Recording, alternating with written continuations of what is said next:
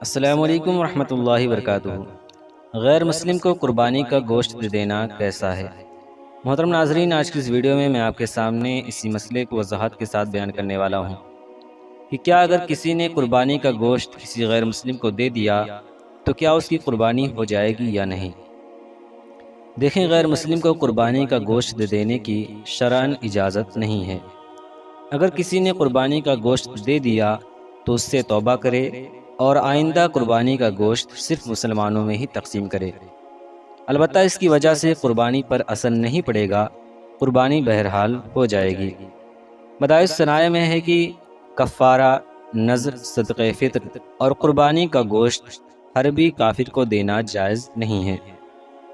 امام اہل سنت مجدد دین و ملت شاہ امام احمد رضا خاں علیہ رحمۃ الرضوان فرماتے ہیں کہ یہاں کے کافروں کو قربانی کا گوشت دینا جائز نہیں ہے، وہ خاص مسلمانوں کا حق ہے۔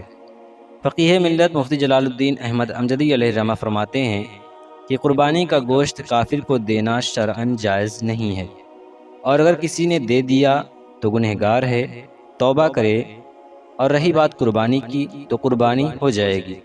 یعنی کافر کو گوشت دینے کی وجہ سے قربانی کا اعادہ کرنا واجب نہیں ہے۔ امید ہے آپ کو ویڈیو پسند آئی۔